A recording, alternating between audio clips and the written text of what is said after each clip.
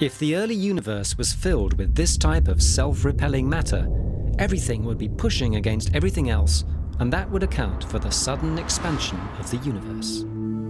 Very quickly, the exotic matter decays into hot radiation and ordinary matter. This is the fireball of the hot Big Bang.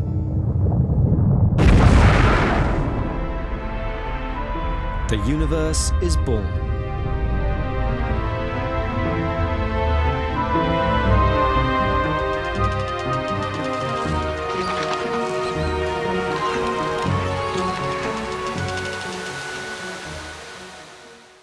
At last, it seemed, we had a complete explanation of the beginning of the world. But our hopes were premature.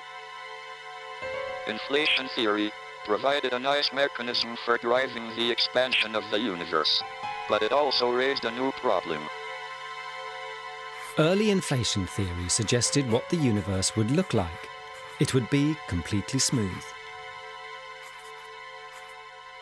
In other words, matter would be distributed evenly through space.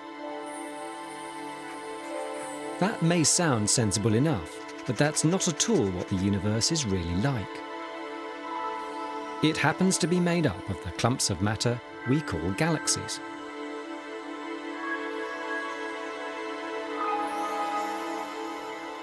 What was needed was a mechanism by which the early universe could create galaxies. It was a problem I felt I could answer.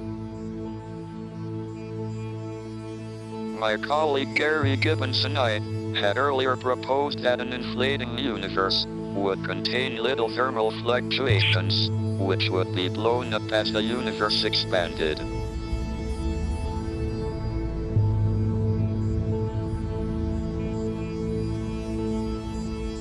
In 1982, I pointed out that these fluctuations might provide the means by which galaxies could be created.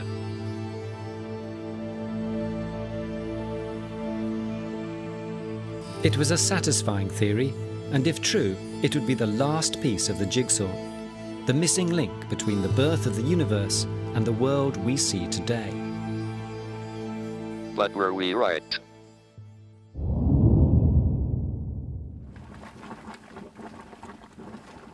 As a physicist, the work I and my colleagues do is largely theoretical and often can't be tested against observational evidence.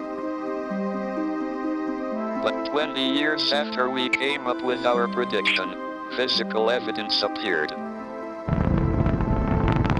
In June 2001, NASA launched a satellite called MAP to make a detailed survey of the cosmic microwave radiation thrown out at the birth of the universe.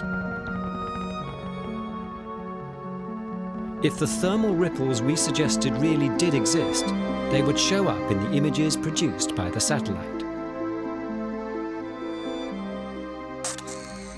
And here's one of the photographs.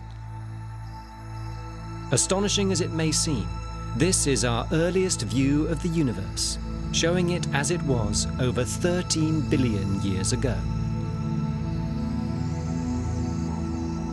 The photograph captures the patterns made by the microwave radiation, which was produced by the Big Bang. Radiation that still exists right now. In the picture, you can see the thermal ripples that we suggested would exist. Their type and size is exactly as predicted, and they form a pattern that corresponds to the galaxies we see today.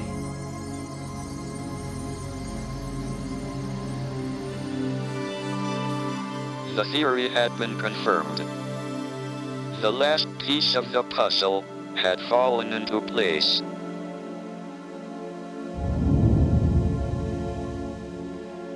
For the first time in human history, we are able to describe how this world we see around us came into being. Our theories take us back to the time when the universe was born, but people always want to know what came before.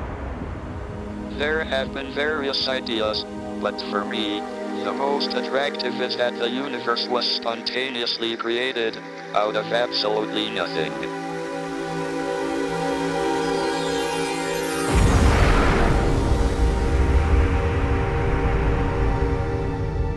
This may sound like magic, but such creation is possible. One way to picture the origin of the universe is to imagine it as like the formation of bubbles of steam in boiling water. Tiny universes appear spontaneously out of nothing.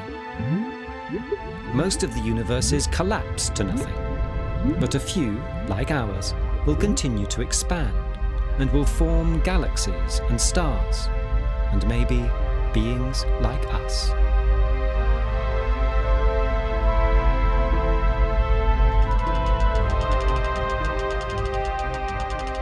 Centuries ago, the astronomer Copernicus shocked his contemporaries when he revealed that the Earth was not the center of the solar system. Scientists like myself are now ready to accept that our universe may not be anything special or significant.